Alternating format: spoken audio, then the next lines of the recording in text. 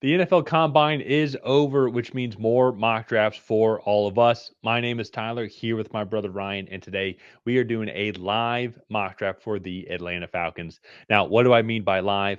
We will be Terry Fontenot and the Atlanta Falcons front office and going through all of these selections here in the mock draft simulator. So, while we're doing that, leave a comment. Let us know your thoughts on our picks and what you want to see the Falcons do at each selection. And while you're at it, hit that subscribe button, tackle that bell, and also leave a like. Also, too. So, Ryan, let's pull this up here. Let's do it. We're not going to go through all of the picks here, like so far, but who has been taken here? Malachi Starks to the Bears. That's interesting, actually. Mike Green to the Niners. I like that. Ashton Jenkins to the Cowboys. Original. Tyler Warren to the Dolphins. That's pretty interesting. Also, and then Will Johnson, last pick to the Colts. So, looking here now at the Atlanta Falcons. So you got Jahad Campbell, you got James Pierce, you got Kenneth Grant, Walter Nolan. This is, I think, a great scenario for the team here. Also, Derek Harmon is down there below, and even too, I'm sure Michael Williams and some of those other guys. So this is a perfect spot, I think, for the Falcons because one of my biggest fears as we're going to get to this spot here, and it's like a vast majority of the edge rushers, defensive line guys are gone. Now, the only benefit of that is there would be guys like Will Johnson that fall to them, or maybe even a Malachi Starks, and we can kind of go that route, or maybe we would want to have some fun and go offense again here. So this is also we're not doing trades. This is a very realistic trade back spot here, and for me, just with the type of defensive system that Raheem Morris wants to run, that 3-4 system, I and Mike Green not being there, I'm going to go with James Pierce Jr. here. I think he can be that more stand-up outside linebacker as well.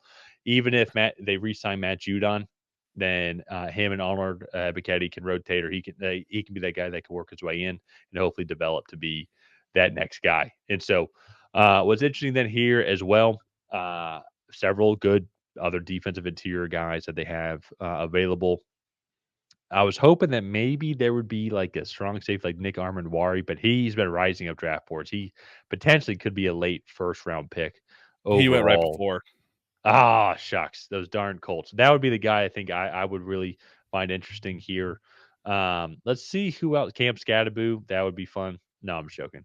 Please don't do that. And so, um, a guy that would be interesting is we just passed him. And Ryan, I want to hear your thoughts on it, but we do need another receiver here as well. Darnell Mooney's not a long-term option as well. I think Xavier Restrepo, get that guy in the slot position, and then with Michael Penix's arm, I think Restrepo is a great complement as well to Drake London, who's going to be that more outside receiver as well. And you can still have Darnell Mooney for the time being, but he's going to be a much greater improvement over Ray McLeod as of right now. You know, Yeah. and I think that would be a guy that come in and he would be a good target for Michael Penix to lean on. So, what are your thoughts on that? Yeah, no, I do like that pick. I also think too, you look at Cam Ward and what he did with Xavier Restrepo, and I feel like Michael Penix could utilize him in a similar way. Drake London does move around the formation a good bit, but I think Yeah. Xavier Restrepo is big enough too where he could potentially move around the formation as well. How many Also, times? Where do you mainly line up at? Scroll up a little um, bit. wide Mainly snaps. slot, Yeah, almost main. entirely in the slot. But Yeah, even too within a Zach Robinson offensive system where there's a lot of motion, crossing routes, and everything, I think that would fit Restrepo's style of play as well, similar to what they were yeah. doing in Miami. Yeah. No, I think it would be a fit. So you want to do Xavier Restrepo? You're the Yeah. Falcons fan, so you make all the picks on this one. No, let's end up doing that because with the Falcons, they'll probably trade back, but they need to find a suitor. So with where we've been doing a lot of these mock drafts, and so another spot, I think they do want to get corner as well, and corner is going to be this about where this fourth round pick is going to end up going. You're going to see guys like Noel Williams is going to be there. There's going to be other guys like Mello Dotson, Kobe Bryant as well. Now, see, there's Kobe Bryant as right Yeah, there. right there. So I think that's going to be a route if they really want to have some fun and maybe get Gunnar Helm and just say screw the defense, we're just going to outscore everybody. Just get Gunnar Helm there. But to me, I'm leaning corner here. So Kobe Bryant, I think, could be definitely more of an outside corner. And I say that though too. Both D. Alford and Mike Hughes are both free agents, Well, I take that back. D. Alford's not a free agent, is he? I don't think I see him here. He just no, he's a restricted free agent. He just sucks. So uh, I think corner is a very real option as well. He's not bad. He doesn't suck. He's just not as good Not very good. as Yeah. some other cornerback twos or nickel corner. So, um, Ryan, which of these guys here do you think would be a good compliment overall to AJ Terrell being a good number 2 outside corner? Well, they're both built similarly. Kobe Bryant is a little bit lighter. Noah Williams, I think, is about 200 pounds. Yeah. So I think I would lean towards Noah Williams. Okay. I do think too, if you want to look, offensive line might be a need for you guys. Drew Dahlman is a free agent. Right tackle, Caleb McGarry struggled a little bit at times this past season. Jake Matthews is getting older. So I don't know if you want to look into like offensive line. But I definitely think if you're trying to decide between the two corners, I think I would lean Noel Williams. Now, I see your point. It's just we've done this to ourselves with the Ford picks that we have and also our cap situation. Is I think we will be finding like cheap journeyman offensive lineman.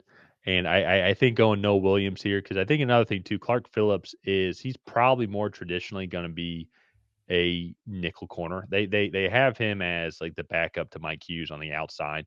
Um, but I think just with his size, because like Clark Phillips is 5'9", 183, that's probably going to be more of a nickel guy, I would think. But they have him playing outside because D. Alfred's got to play the nickel. Okay.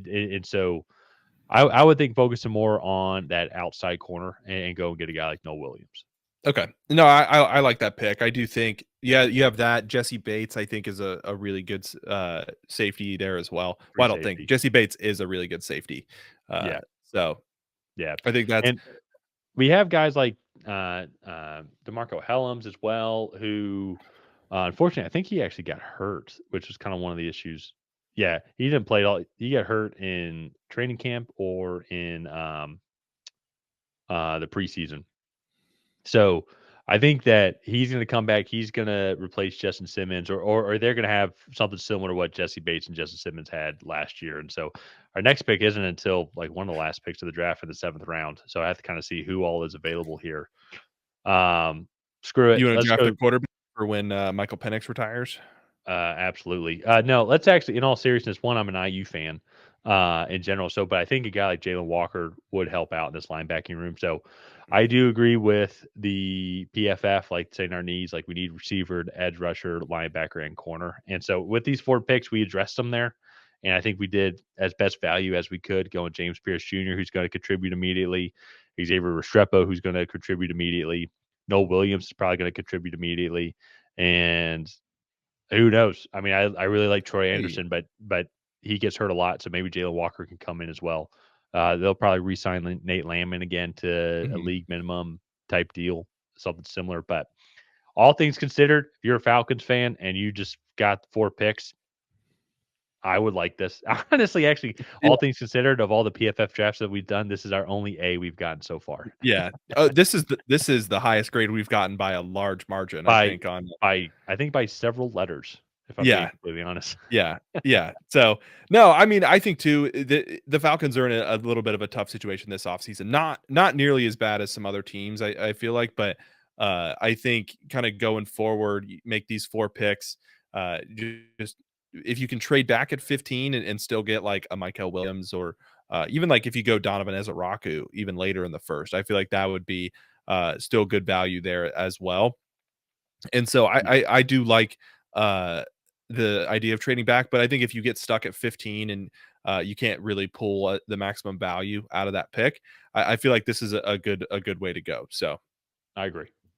So with that being said, let's go ahead. Let's wrap up this video here. If you guys have not already, please go ahead and like and subscribe. That is the best way to help out the channel.